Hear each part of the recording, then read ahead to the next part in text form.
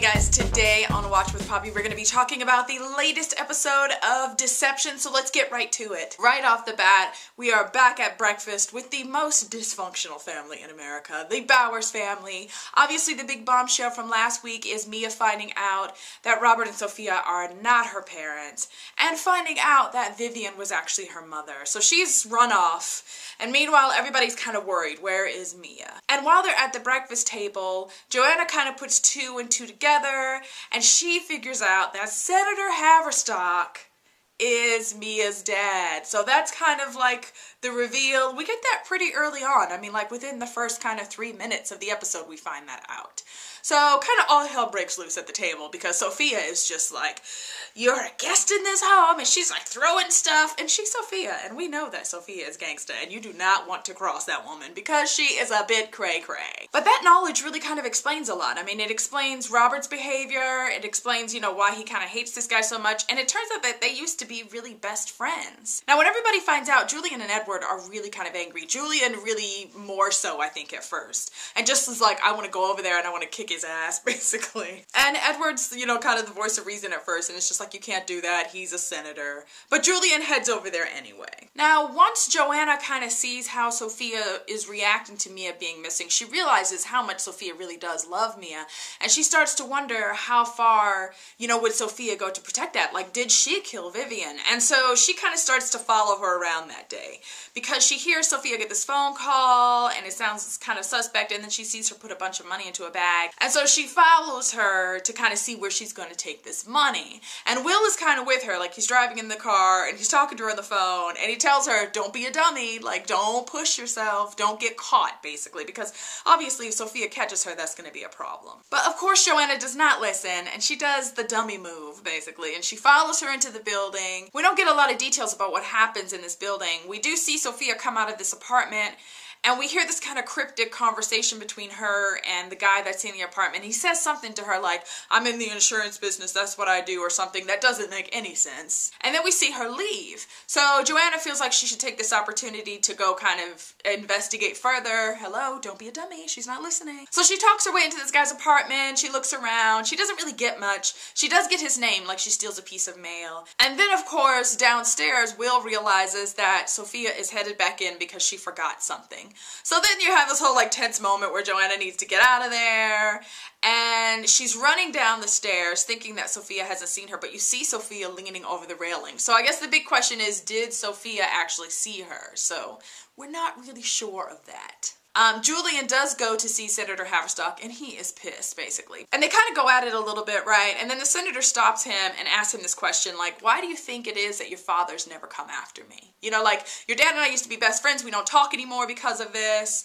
Why do you think it is that he didn't, like, have me put in jail? And so Julian's like, okay, well, tell me. So then the senator tells him that he was the one who kind of fixed the whole Edward and Kimberly Yeager business, but he also tells him that he held on to a key piece of evidence from that case. That he has a golf club that has Kimberly Yeager's blood on it and has Edward's fingerprints on it.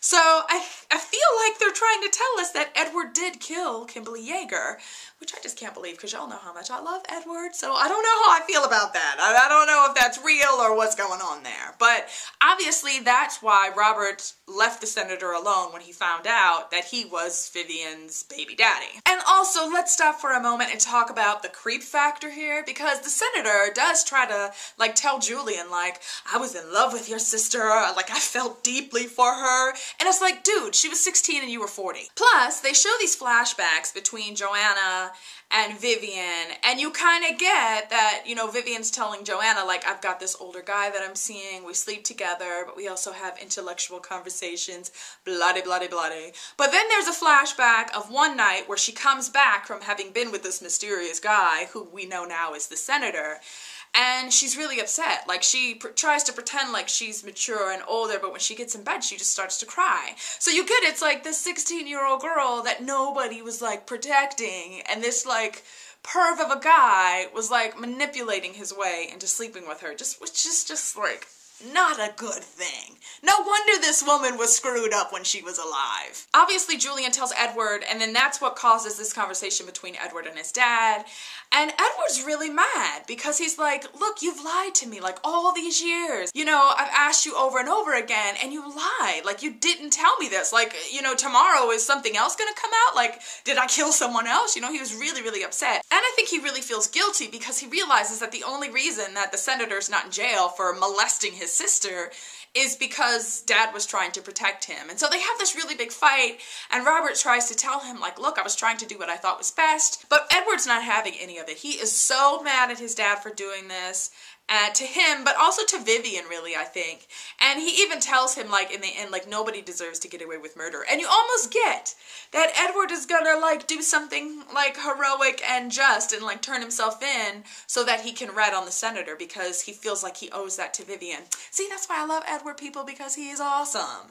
And I think it's, like, him coming to terms with the fact that, okay, if I killed this girl, then I should go to jail. I'm still not exactly sure if I think he really did kill her or if the senator is just screwing with them all. The other thing about Senator Haverstock is we get that Kyle, the guy who's with Mia, works for him. And I'm not really sure about Kyle because it really seems like he's genuine. Like, I really feel like he has feelings for Mia, but I don't know how that's going to come out when it comes out that he works for the senator. So remember, he and Mia, at the end of the last episode, they ran off together, and they end up somewhere at, like, one of her friends' like, parents' vacation homes. I think he's really just trying to help her get some space away from the situation. She's just determined, like, I'm not going back home.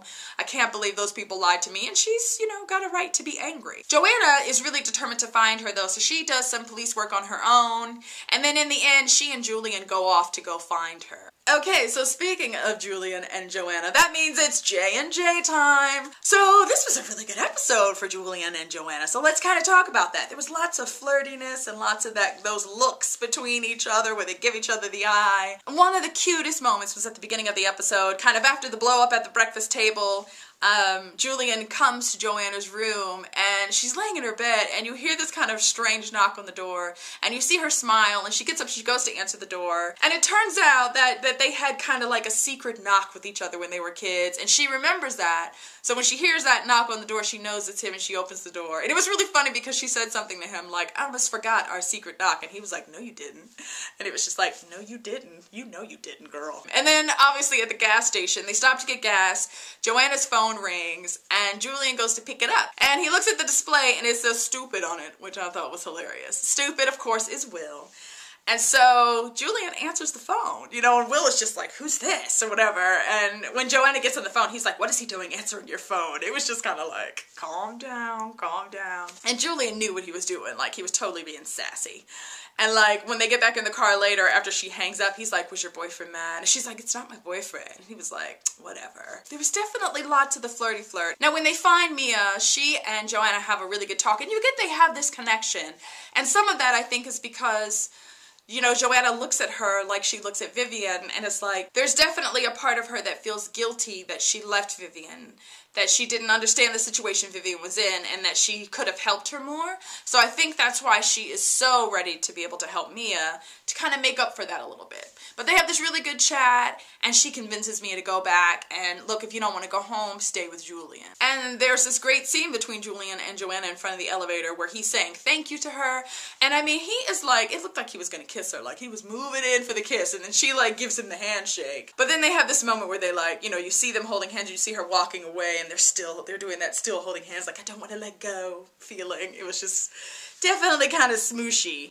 And also, I'll mention that Mia notices that. So she's kind of looking like, what's going on between the two of you? Now, Miss Sophia, who I told you is a gangsta in the original sense, she has already convinced Robert that Joanna needs to go. So when Joanna gets back home, she turns the light on in her bedroom and Sophia is sitting there in the dark. Now, that is not the scariest thing you've ever seen. That woman is crazy. Like, she's sitting there in the dark with a drink, like, waiting for her. They have this little chat that you think is going well, but then Sophia is just like ruthless, and then just tells her basically, like, I've talked to Robert, I think it's time for you to go. And again, don't be a dummy. You know, it's like, in her rush, I think, to find Mia, she really kind of burned some bridges.